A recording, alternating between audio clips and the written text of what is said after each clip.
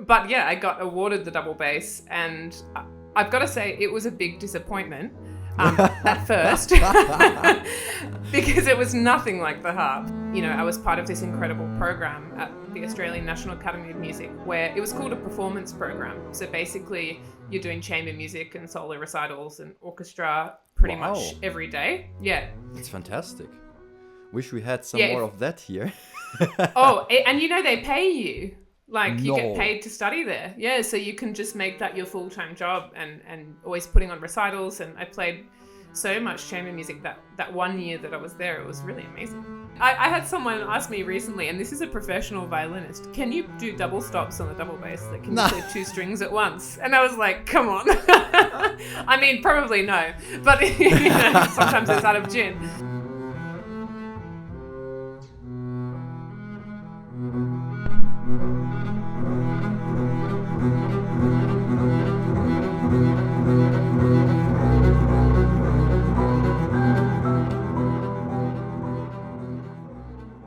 Welcome to another episode of Artist Room. Now we have finally the name. This is the first episode we record. We have decided on the name and on the format and everything. And this is though a big tryout for me. We do the first episode via Zoom because there's so many awesome musicians all around the world that I want to talk to that just, you know, maybe live a bit too far away for us to travel there. And today's guest, Phoebe Russell, is, well, pretty much at the other end of the world, but somebody I have been wanting to talk to for a long time, and we have never met before this, and she was so kind in all the messages I wrote, even though we don't know each other yet.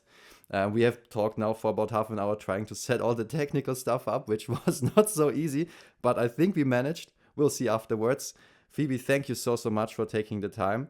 Maybe at the beginning, in case there's some people who don't know you, I mean, all bassists know you, but maybe some non-bassists are watching. I hope they are. Can you introduce yourself real quick? Yes, so firstly, it's such a pleasure to be here talking to you and meeting for the first time. And I'm hoping that everything works out with the technical issues and all those sorts of things. My name's Phoebe Russell, and I'm principal double bass in Queensland, Australia. And also very passionate about playing a lot of solo and chamber music. And I've been a big fan of Dominik's for a long time. So it's very exciting to meet you all and meet Dominik kind of in person. Almost in person. I hope one day, like actually in person, because I'm also a huge fan. I told you already earlier, I listened to a lot of your recordings. I think you have an incredibly beautiful sound. And I love that besides the orchestra, you often do great solo projects, like, you know, premiere new bass concertos, which is so important. Listen to those recordings as well, of course. And that's what we need now in the bass world for it to move forward. But before we get to all that stuff, I always like to start at the beginning. Like in your case, you grew up in Australia. What gave you the idea to learn the bass? Is there a bass scene there, a big one? I mean, you are now the bass scene there. But before you, how did you get the idea? Well, actually, I was really lucky in school that we had a string program where everyone got to learn a string instrument in grade 2. So I would have been about 7 or 8 years old. And I really loved the harp. I thought it was the most beautiful, elegant instrument. And as an 8-year-old girl, I loved the gold swirls and the beautiful spirals and all the decoration. And so I came very confidently to the class and I said, could I please play the harp? Unfortunately, they didn't have a harp, and that wasn't what they considered a stringed instrument. But they told me the double bass is very similar. It's also very big. Yeah, it's also hard to transport. It's also a nightmare to carry around. So maybe you'd be interested in that. And so I really strongly pursued getting to play the double bass, which meant having an arm wrestle with 2 of the boys in my class, having to tell them that my parents drove at that time a station wagon. I won the arm wrestle somehow. Wow. I think these days, probably at 30 years old, I wouldn't have won. But yeah, I got awarded the double bass, and I've got to say it was a big disappointment at first because it was nothing like the harp. That will chop out and put at the beginning of the podcast. You know, the bass was a big disappointment at first. Well, it grew on me clearly because here we are today, 22 years later. Lucky for us. Lucky for us, you won the arm wrestler. You know, it's often these like little things like coincidences, you know, like in Bottesini's case that there was just a scholarship for the bass, you know, and then those are the people who become the leading bassists later. So true. Bottesini, what a story. Yeah, and so you started at 8 already with the bass then. Yeah, so I was already playing piano since I was very young. That was my main instrument through school.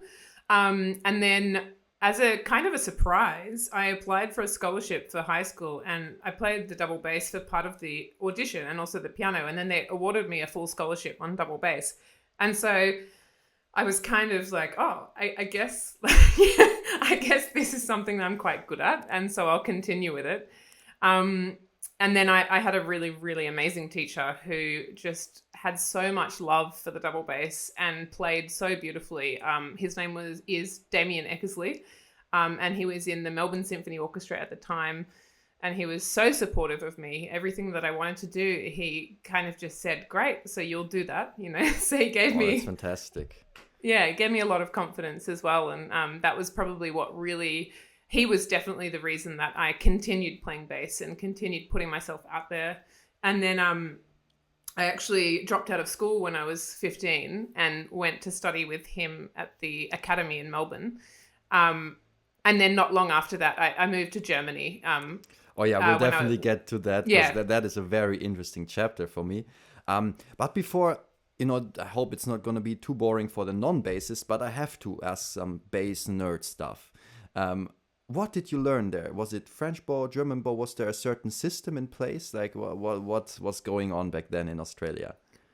So I started on French bow, which I think at the time was very common. But we have both systems in Australia, but both probably equally as common. And then actually I had some issues with my thumb from holding. I'm sure I had terrible technique, but from holding the French bow. And so my teacher, who I switched to, was a German bow player. And he said, why don't you try playing with a German bow? And immediately it was just so much easier. And I find it so much easier. So yeah, I mean, you switched from the wrong to the correct bow grip. Let's Okay, big disclaimer, this is not serious. Don't just to be sure that I offend no bassists. It's a joke, yeah. Because, you know, sometimes I say things or post things and people actually take them seriously. So I want to make sure. I think both can be fantastic. But both can be fantastic, but German bow's more fantastic. Awesome. Kidding. That we will chop out as well and put in the beginning. No, great. So then you switched to the German bow and you actually stopped school. Like that's a thing many people do, and I especially, you know, in Germany you can also start immediately at university after, I think you have to be like until 15, 16 in high school. And then I didn't stop because I'm a crazy person. I'm sure if I had stopped I would have only practiced all day long and not have seen any people anymore.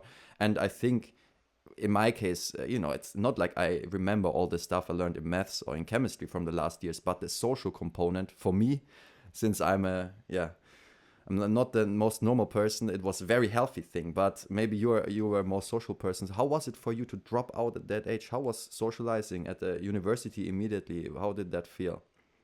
Well, I'm like you as well. I'm a pretty social person. I need that. I tend to lock myself away, and after days, then I wonder why I'm feeling a little bit strange. And it's always the same reason. But so I dropped out of school, and then a few months later, I started at the academy. So I was surrounded by much older people, but formed some really great connections. So it wasn't like I was just sitting in my room at home. You know, I was part of this incredible program at the Australian National Academy of Music where it was called a performance program. So basically you're doing chamber music and solo recitals and orchestra pretty much every day. Yeah. That's fantastic. Wish we had some more of that here. And you know, they pay you.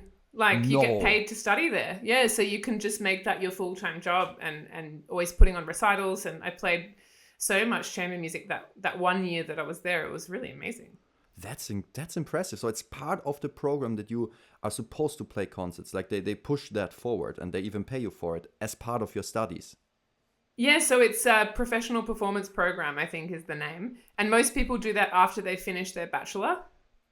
But there are also some people that do it earlier, and basically you get to, play, perform, and they even send you around. Like I got to play concertos with professional orchestras, part of competitions, but, and I got to do like full hour-long recitals, which was amazing when I was 16, because Wow. I think otherwise, I may not have had that opportunity.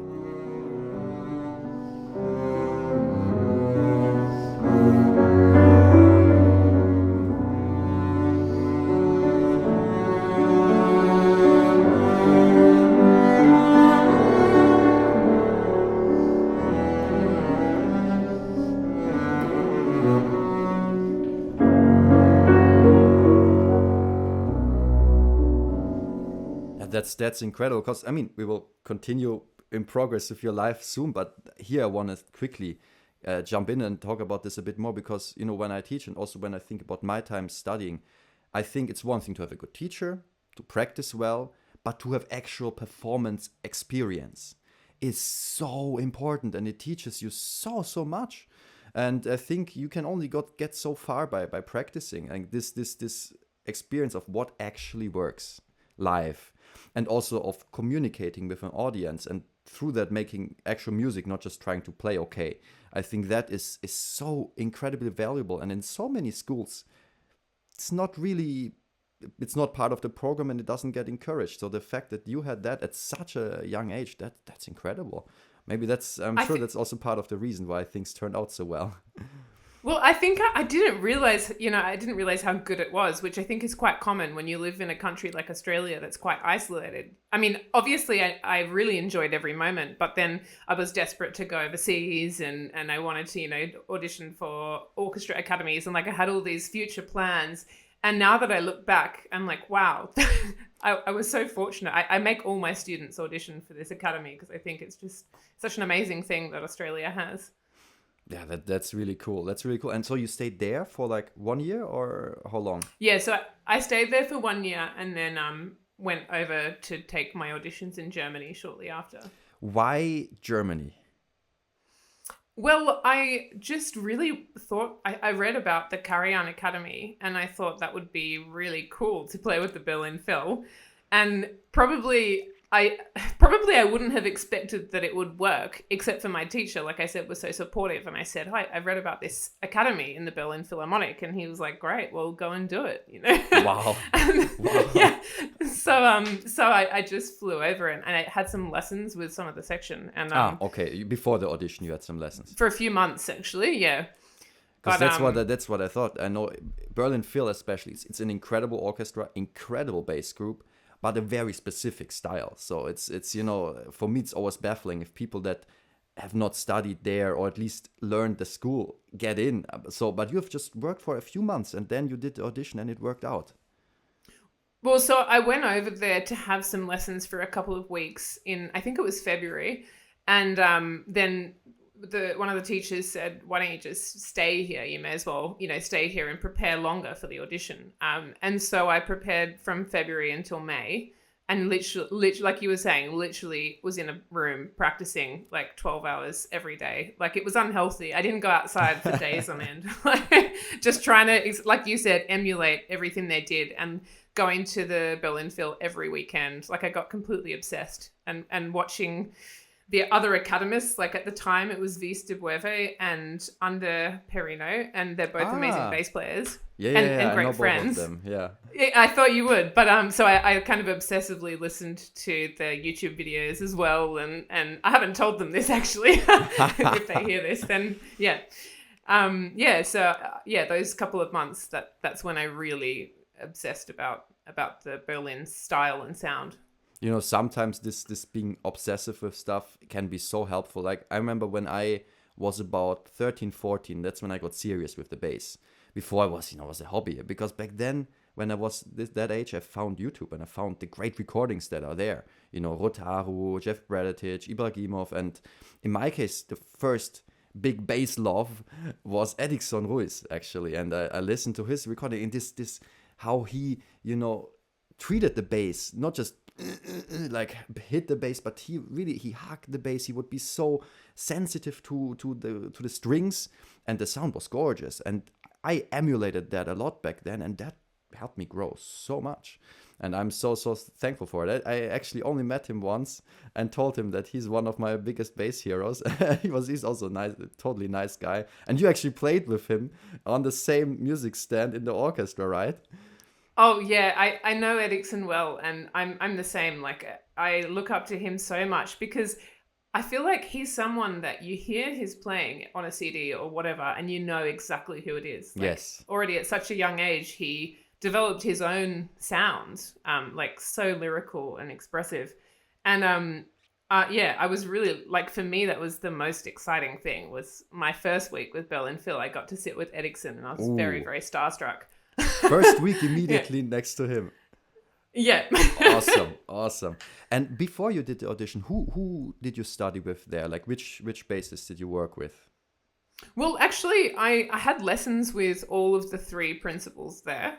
I tracked them down. And so, yeah, I had a few months, and I really had the opportunity to have lessons with each of them. And later, when you won the academy, I of course I prepared for this interview, so I listened to some of your other conversations online. You also got to work with Klaus Stoll, I heard. Yes. So he's just I always say he's the father of double bass, I think, in Germany. Absolutely. Yeah. That's important for all say, the non-bassists. Yeah, how long was he principal bass in Berlin Phil? I don't know, like 40 years or something. Decades. Yeah, maybe.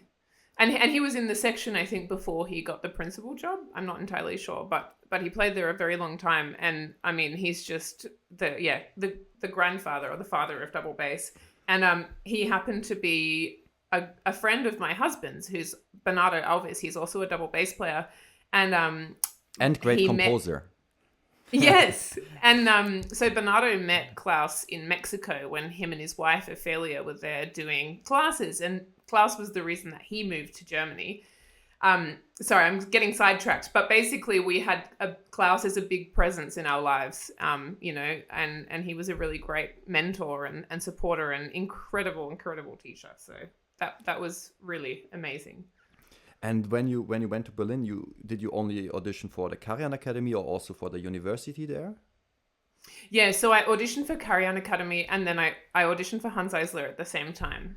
And did you then do both? Did you also study at the university at the same time? Yeah, so I started at Hans Eisler, and I lasted... It got really tricky because I was first year bachelor and also in the Karajan Academy, where I was playing every week a full-time schedule. Yeah. And I was basically not passing because my German wasn't very good yet. And like I would sit in history class and I had no idea what they were saying. And I like it would come time to submit the assignment, and I just didn't want to admit that I had no idea what had been going on for the last 3 months. So basically I failed my first semester.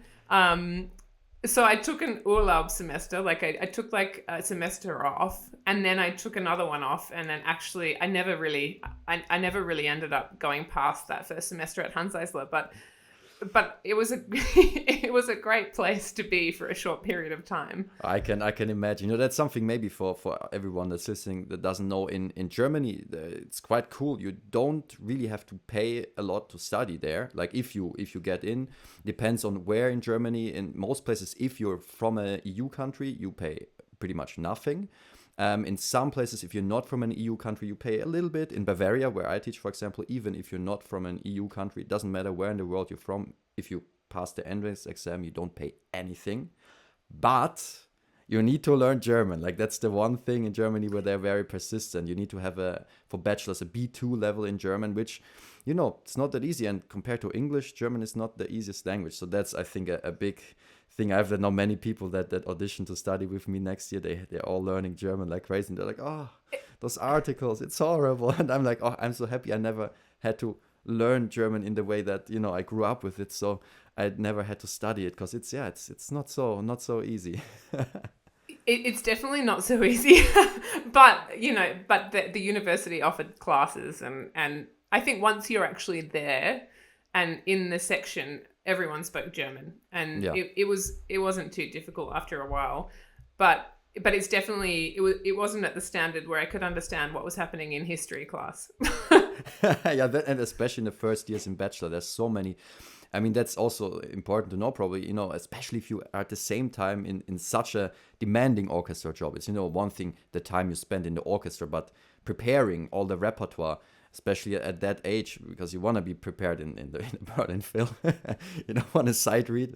And at the same time, in the first years in bachelor studies, there are a lot of subjects. Yeah, music history, music theory, all these things, and that takes a lot of time. So I think it's very understandable for you to say, okay, what I'm gonna focus on the playing, because in the end, the playing is the most important thing.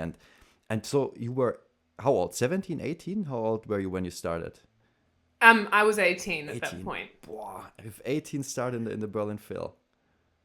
Yeah, I think I thought that I was older than I was, but now in hindsight, it's quite young. And how was it like? I mean, it's one thing to play in an orchestra and stuff, but to leave your home, go into a quite different country with a different language. I mean, Berlin, as an 18-year-old, from Australia, how did that feel?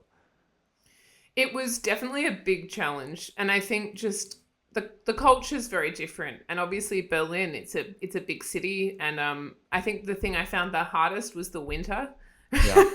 The day I arrived, it was February, and it was like, I think -20 was one of the coldest days of the year, and I was not prepared. I was at the train station, and like I had like an Australian coat. I don't know why I didn't foresee this. Like kind of a raincoat almost with like a jumper, and that the winter was a real struggle, and I don't think I ever got used to it. And I have to say that's probably one of the biggest reasons why I'm in Australia today. The winters in Germany. Oh, Yeah. they're so hard. Yeah, also, that, but not only the temperature. What I hate the most is, especially the more northern you get, there's a long time there's barely any sunlight. That's also in Berlin, the good thing. for sure. Yeah. Or if you go even further to Hamburg, it's a gorgeous city, but damn. But what I love about Berlin, and it would be interesting to see what you think, like culture-wise, it's so rich. There's everything, not just German culture, but there are all kinds of countries, and food-wise or also event-wise. But for you was more base, or did you also explore Berlin? Because Berlin is like, I think there's Germany, and then there's Berlin. It's not Germany, it's Berlin. It's a different continent. It's a different world. Oh, for sure. And like I was quite surprised when I left Berlin, because I had a contract in the BR in the Bayerische Rundfunk for a while. And I was so amazed at the sunlight, like you said. There's sun and blue skies. So Berlin was the difficulty. There wasn't much sunlight in the winter. But the culture there, I mean, obviously it's amazing. And yeah, like where we lived, there were art galleries everywhere, museums, events, and like my husband, Bernardo, who's a composer, he was really into new music, and the new music scene there was really interesting as well. And yeah, I definitely made the most of it. And you met actually for the first time in Berlin. Well, so actually, we met in Berlin twice, but I didn't remember him. And then when I met him in England one time, he was like, "Oh, hi, how are you going?" And I was like, "I don't know. I don't think we've met." So it's actually, I was quite rude, Yeah, so it was a good start. We were both living in Berlin, but for me, we met in England. Okay. Because I have a terrible memory with faces, Oh, me too. I always feel so sorry. It's I don't want to be offensive to people, but sometimes I'm just, it's my fault, not their fault. Oh, totally. But so you were in Berlin for 2 years in the Karajan Academy, and then you went to Bavarian Radio Symphony also. So I was in the academy for 2 years, but I played there as a casual I was going to say Aushilfe, but it's probably not helpful, as a substitute player for like another year and a half. So I was probably playing there almost full time for 3.5 years. And then and then I did a lot of freelancing. So I was there for another couple of years doing freelancing, and part of that, I had a short contract with the Bavarian radio, Wow. which was really very fun as well. Yeah, I mean, those are two ridiculously strong orchestras and ridiculously strong bass groups. For me, also Bavarian Radio Symphony, for those who might not know, I mean, the bass group there, okay, now they're changing a lot because a lot of people just retired, but they have some of the best in the world, so it's insane. So you played with those two, with some of the best Germany or the world has to offer, I would say, even.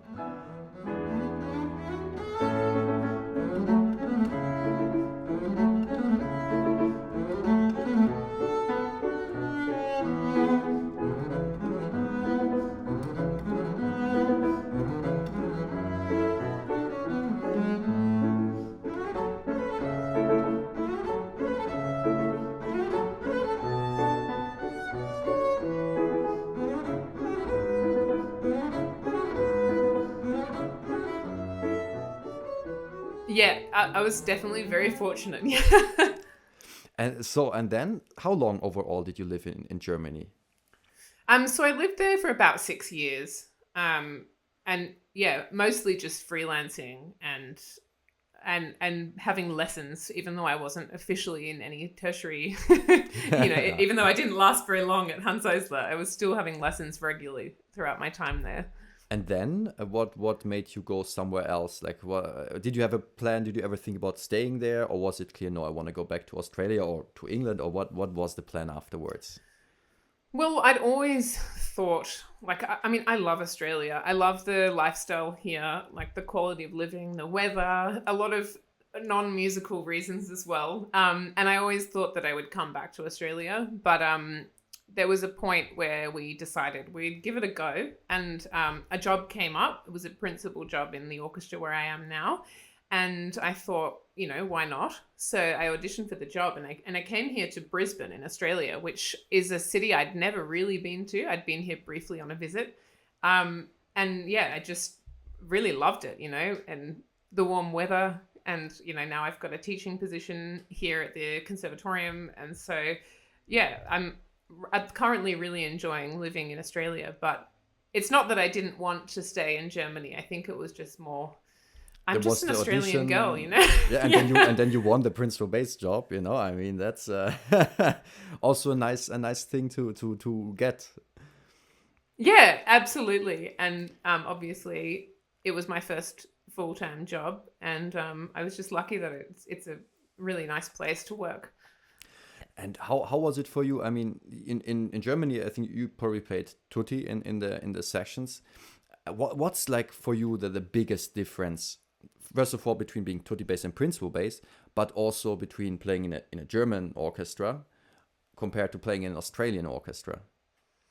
Yeah, so I think probably the biggest difference is, this may just be with the German orchestras that I played with, but they probably rely a little less on the conductor. The conductor's role is to rehearse and then obviously to shape phrases and to give their artistic input, but not so much to actually dictate where the beat is. As we know, German orchestras are notoriously late.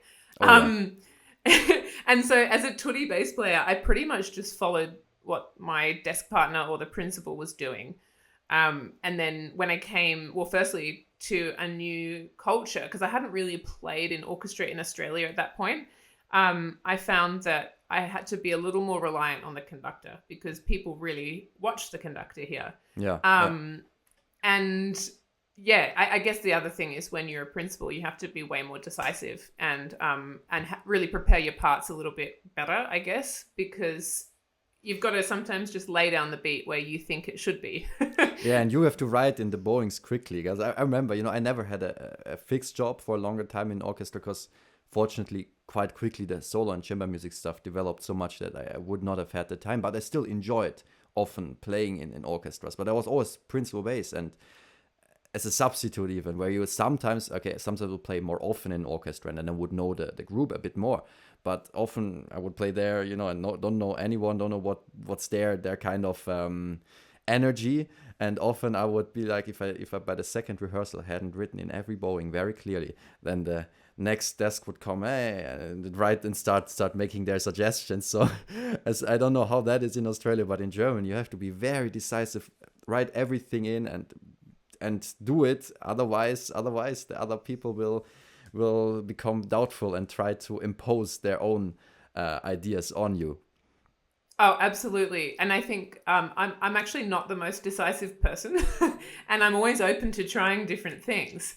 And so when I put in a bowing and someone else says, "What about this one?" I'll be like, "Oh, sure, let's give that a go." But I think you kind of learn that it's easier to just make a decision and stick to it, and people appreciate that as well.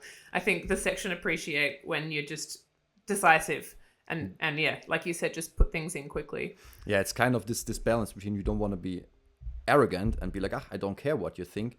But on the other hand, you don't want to be like, oh, why can you just tell me what to do? No, you need to be the principal, but at the same time be still sensitive to their own ideas. And playing with the conductor also, that to me is also a huge thing, because it's so different depending on where you are. If you look in Vienna, for example, like if you look how far behind the beat they are, I think that's probably the furthest behind I've ever seen. Like Berlin is one thing. Then you look at like Staatskapelle Dresden, Gewand aus Leipzig, they're way further behind when it comes to playing after the beat. And then Vienna, sometimes the conductor almost gives the new beat for the next bar, and they're still in the last. But somehow it works. And that's a miracle. That's their tradition. But also in other orchestras where rhythmically they're closer to the beat, they don't always look so much at the conductor. Like when I played in LSO, it's more about feeling the orchestra. That's something I also had to learn. I thought, okay, I know the German, Austrian orchestras, they do their own thing. I thought the British, they play together with the conductor. But they kind of do, but they don't really look. They kind of try to feel and adjust through that. And I was, we did like Mahler 5 there once, and I in the slow movement with all the pizzicatos, I looked and tried to really learn my part by memory, so I could know exactly where to look at, and that didn't help at all. And when I stopped looking and just tried to feel the whole energy and the whole orchestra, then it would work fantastically. But fortunately in the concert I got that, but in the rehearsals I was like, oh God, why is it not working? Because that's the difficult part of the bass. Maybe we don't play the melodies, but we rhythmically we are so it's almost more like a percussion. Yeah, exactly. I honestly, I don't know how you, like, that's incredible that you started as a principal bass though. I can't imagine that, because when I was playing for many years in the section, you can kind of learn by watching, and you're right. Like, I mean, pretty in every orchestra, and it's the same all over the world. We don't really watch the conductor as much as they think that we do. but when you're in a section, you can kind of just morph into what everyone else is doing, and playing in an orchestra like Berlin Phil, and like you said, Vienna Phil's even more extreme. If you looked at the conductor for the beat, I mean, you would be playing a solo, basically. You'd be playing on your own. So you have to just figure out how everyone's breathing, and how every orchestra is like a different organism, that kind of breathes in its own way. And it's really interesting to slot into that.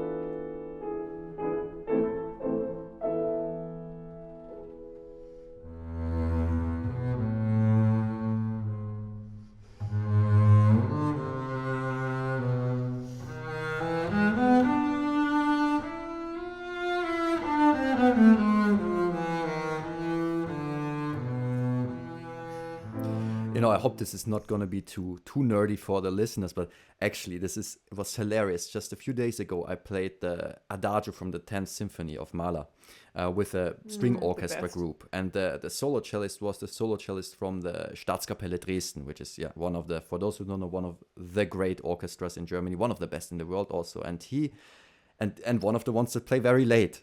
but not only compared to the conductor, but also their own cues. So the last note is like the piece ends with a boom, where the cellos and the basses are supposed to play one pitch together.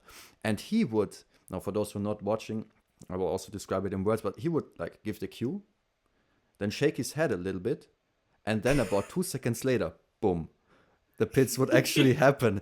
And everyone was like, what the hell? But it worked. It worked perfectly. It was totally together. And we all were like, how? He shakes his head a little bit, and after he gives the cue, and then bam, and it's together. And it's ridiculous. I think I know what you mean, but the more I think about it, when like whether it's someone leading or the conductor giving the impulse, it's exactly that. Like it's an impulse that you internalize and then react to. And that's how I see it. So when you try to play together, it's never going to be actually together because it's so vertical.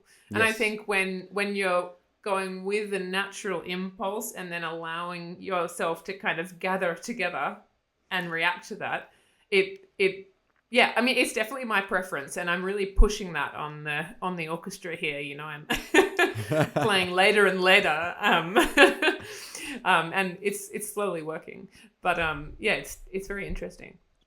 That's for me also one thing that would be interesting to talk about, because not only is there like how you play compared to conductor and so on and so forth, but also the sound culture. It's so different everywhere. Berlin especially is very specific. I think an incredible sound culture when it comes to the bass.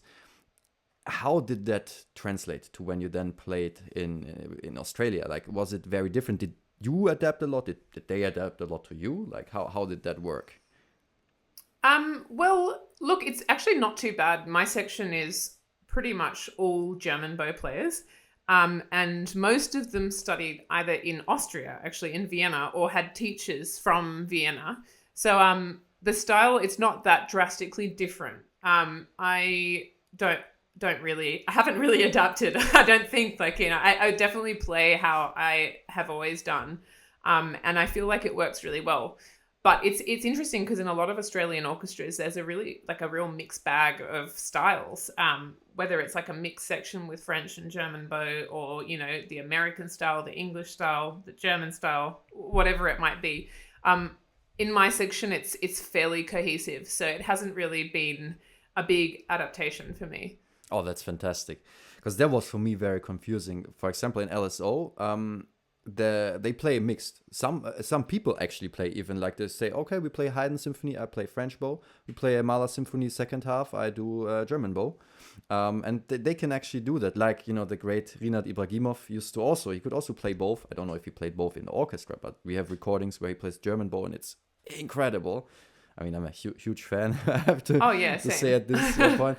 And that was one thing. Even though they had the different bow grips, though, they had a very specific sound, no matter what bow grip they used, but a different sound than what I was used to, and that was also quite tricky to adapt to. And now, one thing that was the most tricky for me, that's why I probably pretty much stopped orchestra at some point, is staying in shape solo-wise while playing regularly in an orchestra.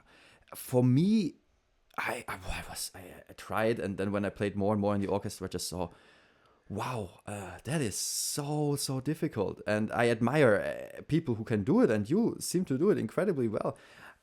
How is there any trick? Like, what do you do to stay in shape solo-wise so well, besides playing in the orchestra all the time? So, I mean, thank you. The first thing that I do is have no social life, basically.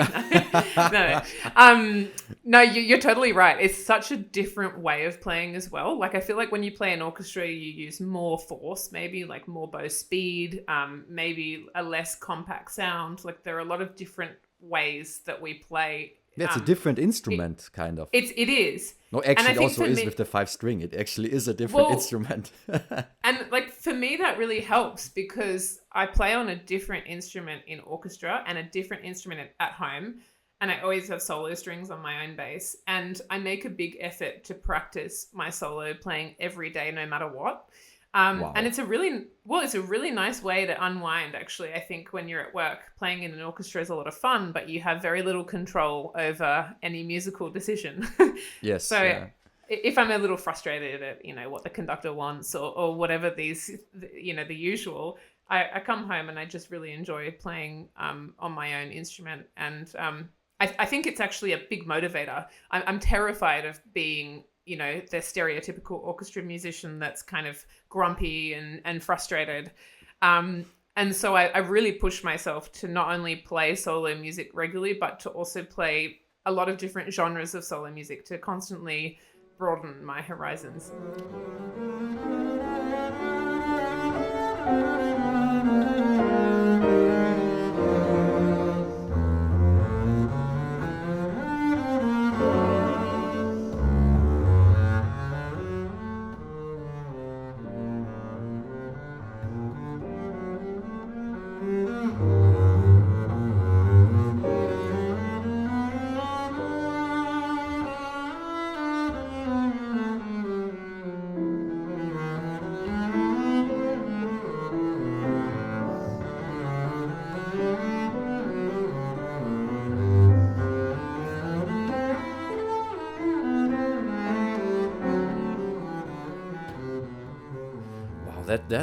That's really impressive, because for me, when orchestra playing physically, it's so demanding, and then to say, oh, I still have the energy to really practice solo every day. Wow, that is really impressive. And yeah, like I said earlier, I think it works so well. When I listen to your recordings, I think it's fantastic, especially that you keep this beautiful clear sound, because that's what I feel like is easy to lose, because you use much more bow. You need this cloud that mixes in the orchestra, but for solo you want to project, you want to be clear, and to keep that, and to not and also to keep a left hand that's flexible and not too stiff, that they can also play in the thumb position.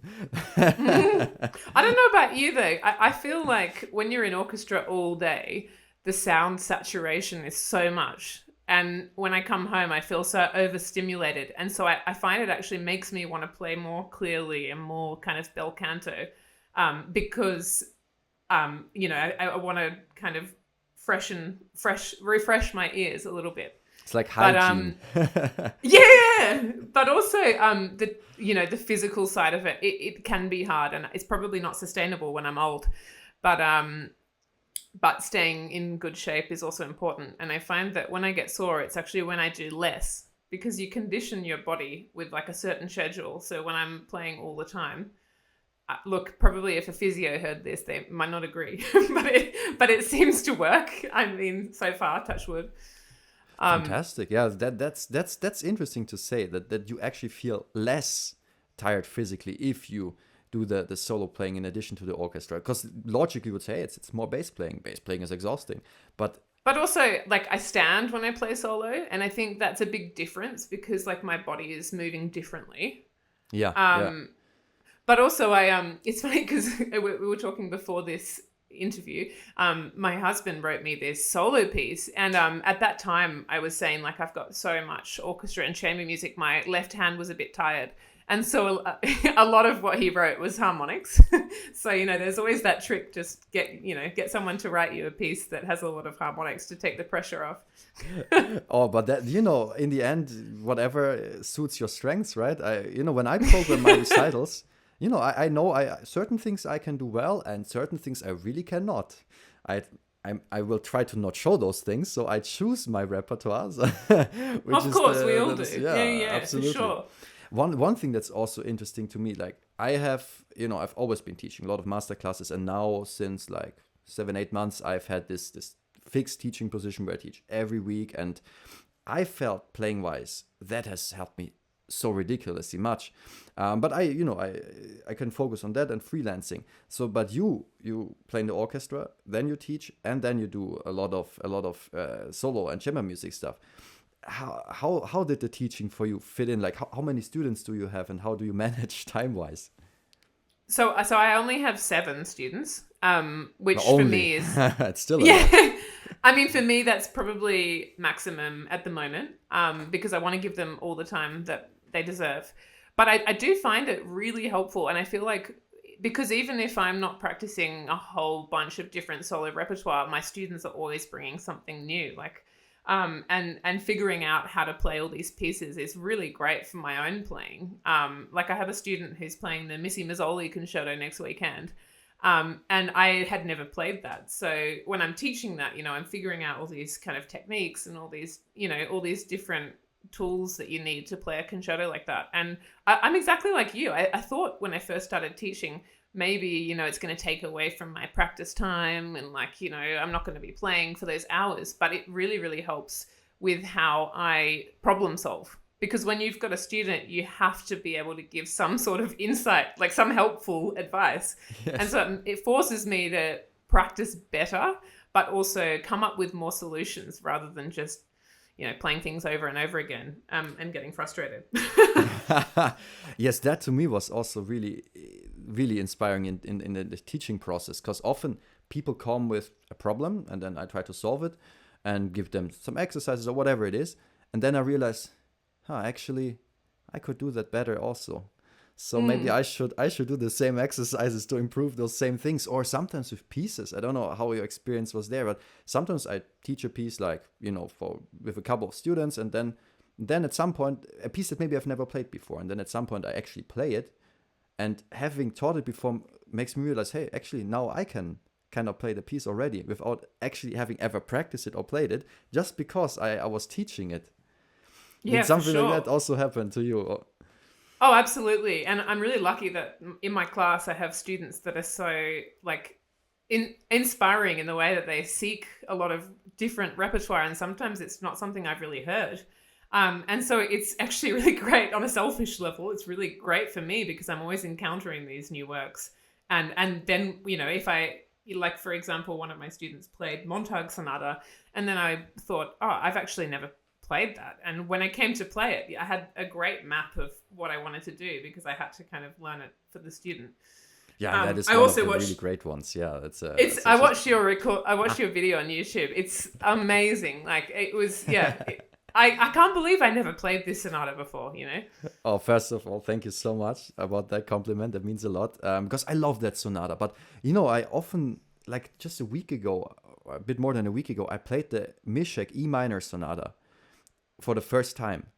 And I've never played it either. I've taught it so much though. And I realized wow, this is so good. This is, when we with the bass, we always say, we have limited repertoire, we need to do arrangements, and yeah, we need to, and it's fun and commission new stuff, but actually we do have really good stuff written for the bass. People just don't know it. But also the Mishek is awesome. I don't know why I didn't play that as a student, but also the Montag, I really hadn't heard it until quite recently. And then, you have a recording, Mick Jung has one, Bojo has one, so there's a few, but a lot of people, like I did a recital 2 weeks ago and I played it and almost everyone in the audience said they'd never heard of it. And then I had a couple of violin friends come up and like you said, they said, I thought bass repertoire was not very good, but that piece is actually like really compelling. Nice. Oh, that's fantastic. Yeah. And so great that you're playing recitals and solo concertos. One thing I want to ask you, you was about a year ago or something, you premiered a new bass concerto with your orchestra. How did that happen? How, like, I know, from the freelance perspective, one thing is to play well and practice well, but making things happen is not easy. You need to spend a lot of emails, phone calls, all that stuff to actually get people to write for you. I'm right now in contact also with a lot of composers, but also, organizers. It's very time consuming. So how do you manage that? How did that work with your orchestra? Were they open? Did they say, hey, we want you to play a bass concerto? Because it's very rare that people say, hey, we want to program a bass concerto. Let's do that. Well, yeah, absolutely. You're right. I'm so bad at organizing stuff as well. Like I just don't have the time usually or the energy, I suppose, to reach out. But basically the composer of this concerto, Paul Dean, he wrote my husband Bernardo and me a series of bass duets during lockdown, during COVID. So he wrote one every day for a week. And each of those short duets basically depicted a day in the life of his lockdown. And I performed them and recorded them with a few colleagues, with a few different people. Unfortunately, my husband was injured at the time, so he didn't do the recording then. But they were really quite popular. And, a lot of people heard them. And then the artistic director at the orchestra said, well, it would be really amazing to commission him to write you a concerto with the Queensland Symphony Orchestra. And so it was really special, firstly, because Paul is a really close friend of ours. And obviously, I mean, I've known him since I was about 15. He was the director of the academy that we were talking about earlier. Wow. When I was there. And so, like, we know each other so well. And also because, obviously, it's amazing to have a new bass concerto. And so the piece is very, it's very much about our friendship, you know, like there's a movement. The first movement is called The Arrival of the Queen of Tarragindi, which is the suburb I live in. You know? And then like there's a lot of inside jokes. Like there's a one movement where it's called the Big Deal Waltz, because when I met his wife, look, apparently I have a bad sense of humor, and apparently she was like, "Oh, you must be Phoebe, you know, nice to meet you." And I was like, yeah, I'm not sure if you heard, but I'm kind of a big deal. You know? Just stupid. I'm so embarrassed to say that now. But so he you know, he made all these movements, and we actually did a CD recording of it, which is yet to be released. And so it will be coming out on an album very soon. Ooh, oh, that's fantastic. But right now, you need to let me know when, then we can maybe coordinate this. But yeah, like it's an amazing piece, and I'm really excited about that and to share it with everyone. Yeah, it's also technically it's not that easy, right? I listened to this. There are some passages there. Look, he's a clarinetist, so you know I think the faster stuff works a little easier than on the double bass. So a lot of practice went into learning that. Yes. Awesome. And do you continue like further plans for new premieres and stuff like that in the future? Well, at the moment, well, I mean, my husband Bernardo and I just released an EP, playing his music. So, my current project, which has just come out last week, is the piece that he wrote me, which is solo bass. So that has been really amazing. Obviously, working with my husband, because it's so Maybe nice to work you with can someone say so close. What is it called so that people can look it up and listen to it actually? Yeah, so it's called Sepulcro para un recuerdo, which means tomb for a memory, and it's on Spotify and Apple Music, and it's just an incredibly beautiful piece that I actually, I'm really excited to share that with everyone, because I'm so proud of him for for coming up with something so unique and beautiful. And then on the same album, there's his music, and he's written a lot of music for electric double bass and left hand because he injured his right hand. You know, he used to play. Okay. He was playing in the Staatsoper Berlin, and then he had a really bad injury, so he's kind of rebuilt himself. So that's something that's very interesting, especially probably for bass players, because I don't know how that works.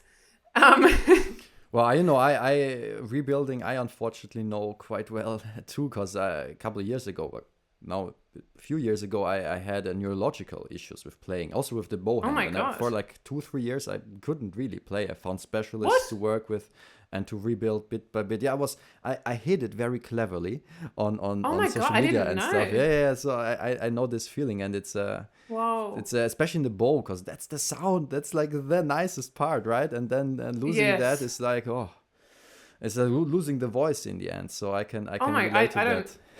Yeah, I can't imagine going through it. Like you're so right, and I feel like so much of our personality is wrapped up in what we do, and like yes. You know, obviously with us it's our relationship, because we met playing together, and yeah, it's meant, it's so I'm sorry to hear that.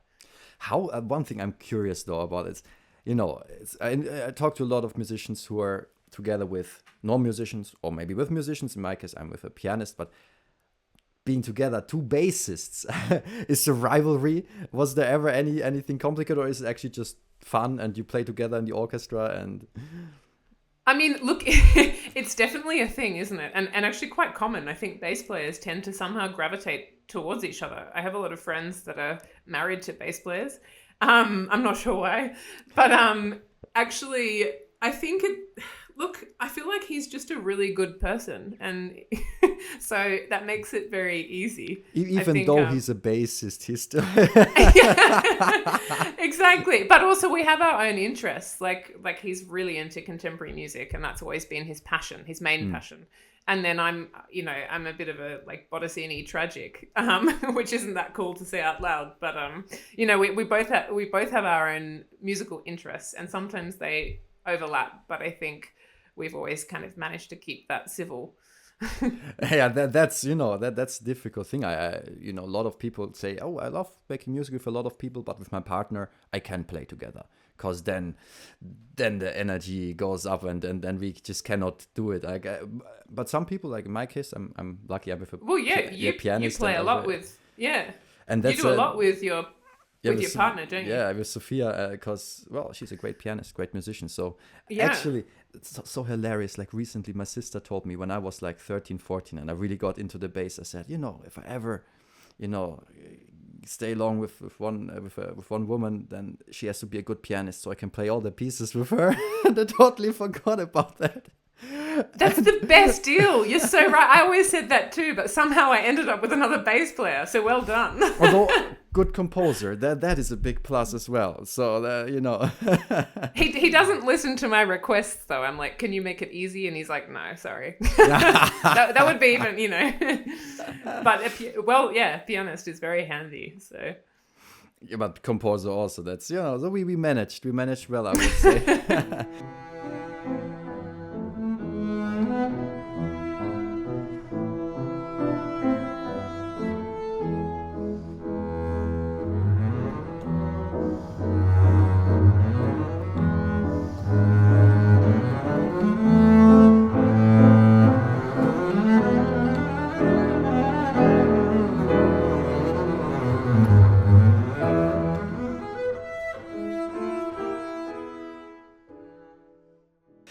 One thing I want to ask, and now we're approaching the end though, but it's I think a very important part for me and for my life, but also for the bass scene right now in general. Now we have social media, we have, it has benefits, it has a lot of bad things as well, but the great thing is we can consume bassists playing from all over the world. I can listen to the great American or Australian bassists, but also there are these platforms that offer tutorials, like people talking about how to play certain pieces, technique, whatever. And you do a lot of that as well. And I wanted to ask you, what kind of role has that played in your life? The recordings, listening to them, but also producing them. How has that influenced you? Well, firstly, I agree. I think it's amazing. And when you use social media, obviously, in this way, it's amazing. I know there are definitely downsides to it.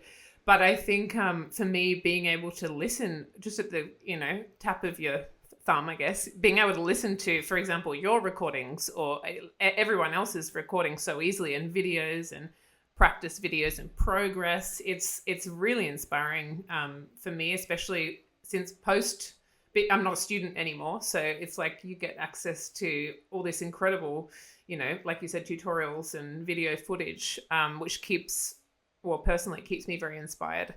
And I guess, so the string virtuoso, which you've also done videos for, that they reached out to me, and that was the first kind of experience I had with this online learning. And I got a great, feedback from that. And I found that it was really helpful for a lot of students, perhaps in places where they don't have access to, teachers regularly, especially. Exactly. And maybe in some parts of Asia or South America and stuff where they just don't have great bases to work with there. It can be such a huge, huge help. Exactly. And I would have loved that growing up, the access that you get through all these different programs. I mean, and then I did a couple of Discover Double Bass courses, which are amazingly produced. And you can go onto the website and see hours and hours of footage from all these different bass players. So I've become very passionate about it, and I feel like I've done so many of them. Actually, it wasn't necessarily my intention, but I've been given the opportunity, and it's something that I think is so important, because then everyone has access to learning, no matter where you are. And I've actually watched a lot of other people's online tutorials and courses to kind of get a little bit of an insight into it. Oh yeah, and me it's too. really interesting. Yeah, it's so interesting. Like I was watching Joe Conyers' course, and I was like, wow, he plays so differently from how we play. But it's really cool to get an insight into all the different styles there are. And you know, often I steal certain ideas for my own playing or for my own teaching. Yeah, for sure. Exactly. Like, and I'm sure you, like, I've also had people write to me, teachers being like, oh, thanks. I bought your course and now I'm going to steal anything that's helpful for me. Well, that's what it's for.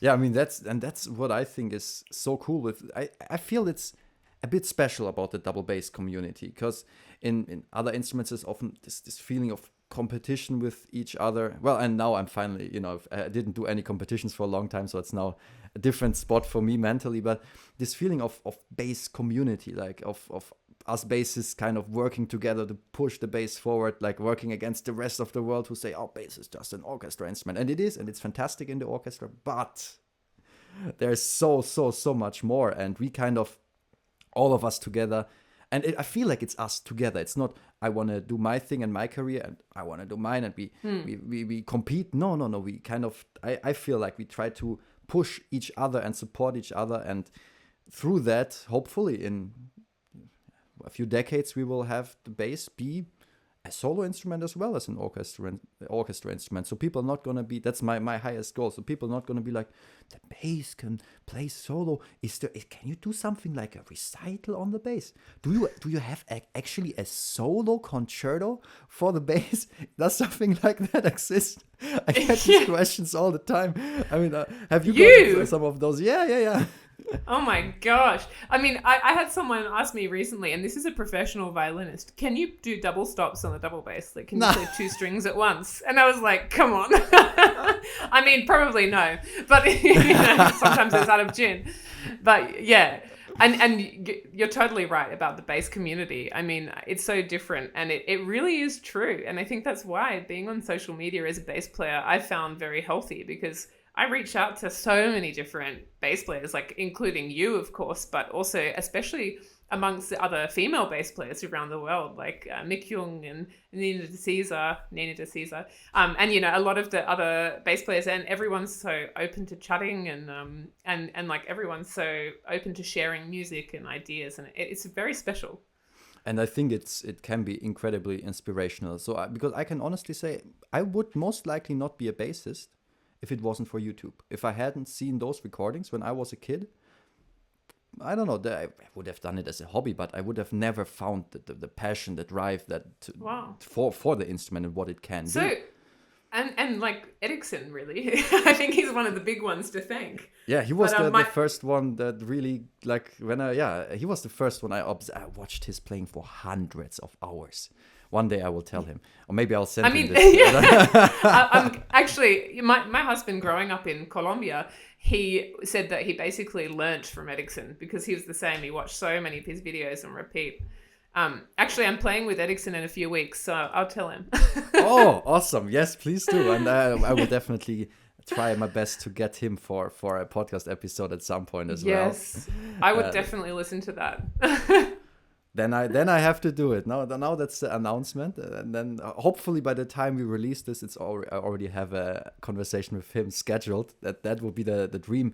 But I also think you are an incredible inspiration for so many bassists. I think especially, for female bassists, it's something I think that's worth mentioning, because it is a huge instrument and people need to get the idea to just start it. I mean, it's one thing to, once you have started, practice and get better, but if there is not even the initial flame there that says, hey, that's something I want to do, she's doing that, so maybe I can do it as well, or maybe now I want to do it as well. And I think since overall, like compared to violin, there's still so many, the ratio between men and women on the bass, it's I think we can catch up more. And I think you are inspiring so many bassists, but also not just female bassists. You inspired me a lot, I have to say too, like especially sound wise. I love this warm, clear, rich sound that you make in your recordings, and often listen to it, I'm like, yeah, I could sound better. You know, so I'm gonna like record you saying that and just keep that for whenever I'm feeling really low, because that's like coming from you. That is just I'm blushing. That is the biggest compliment. So thank you. You've made my day. But as you're right. As a female bass player, I mean, growing up, I had access to these YouTube videos, but really not any female bass players. Like, I mean, I'm sure they existed, but I didn't have access to recordings from very many. And so I think it is really important, you know, to put yourself out there. I think, like, I find it really important, and I find it really important to encourage women to play the double bass. And actually, in my studio currently, I only have one male student. It's not deliberate. Like, you know, people joke about it. It's not deliberate, of course. I'm happy to teach guys, but you know, there are a lot of young women playing bass, which is so awesome. It's and you know, in my eyes, everyone should just play the bass. I mean, it's just the best instrument ever. So we can just do bass orchestras, bass quartets. I mean, yeah, exactly. What else is there anyway? Violins. Yeah. I mean. Again, a joke. Please don't don't take me seriously. We can keep the piano though, because that's really helpful. Yes, we need them to accompany us. Yeah, exactly right. Yeah. Well, I know you have to go to a concert, so I think we should end at this point. I just want to say again a huge thank you for taking the time, for being so chill with all the going back and forth with the technical issues, but also just with the messages. I mean, I just wrote you on Instagram if you want to do this, and you were immediately like, yeah, sure, I would love to. And I really appreciate that, and I really appreciate what you do. And yeah, we will, as part of this, also try to show a lot of videos of your playing, so people can actually watch or listen to what you do and how you sound and how you play. And yeah, I hope everyone enjoys listening to this. I really enjoyed talking to you, and I hope at some point soon we get to also meet, not via Zoom, but in person somewhere in the world. Oh, yes. That's always the best part, right? Like, firstly, thank you so much for having me on your podcast. It's so amazing, and it's just so cool to have a reason to talk to you, and I've really enjoyed chatting to you. And I hope that hopefully we can meet in person, maybe at some sort of double bass convention in the future. Yes. It's always funny though when you meet someone. Like, for example, I met Jason Heath, of course, online and like over the internet, and then when you meet in person, it's like you already know each other. So I look forward to that. Yeah. And then we do another episode then, but in person, and then we see that. Yeah, that would be how great. it feels. But yeah, thanks again, and yeah, I will stop the recording now. But and I wish you good luck also on the concert. Oh, thank you so much.